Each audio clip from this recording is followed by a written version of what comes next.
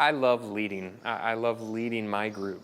But as you lead a group, you pour more of yourself out. As you help people connect with each other and you help people change to be like Jesus, as you help people cultivate a heart for others, you just keep pouring more of yourself out as you shepherd and lead and encourage.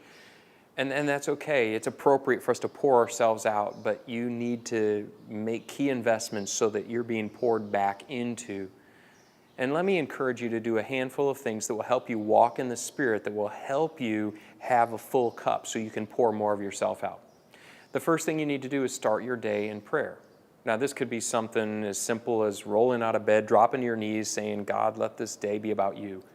Lord, let there be less of me and more of you today. Help this day be all about you. Help me yield to your Spirit today. And help me resist temptation today. Whatever you pray, let that prayer be a time where you connect with God and you acknowledge this day belongs to you, God. And then as you move along in the morning, I encourage you to have Bible reading as part of your morning tradition. As I have my morning cup of coffee and have my breakfast, not the newspaper on my table, the Bible is open on my table. And I use a one-year Bible. I use a Bible reading plan because otherwise what I tend to do is just focus on my favorite passages of Scripture, my favorite books of the Bible, and I'll read them over and over again. And since the Scriptures tell us that all Scripture is profitable for teaching, for correcting, for reproof, for training in righteousness, since all Scripture is good that way, then we need to read all of Scripture. And so what I do is I use the one-year Bible or some other kind of Bible reading plan so that throughout the course of the year, I cover the whole of Scripture. It helps me hear from the Spirit in a whole different way than if I just sat down and read Colossians over and over again. Well, besides prayer and besides Bible reading as part of your life, you need to fully participate in the life of your church. You need to be part of your church, part of the worship services of your church.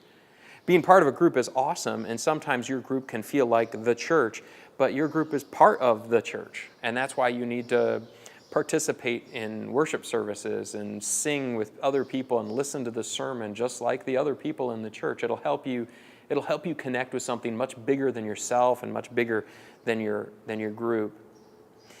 And then fourthly, let me encourage you to redeem the time.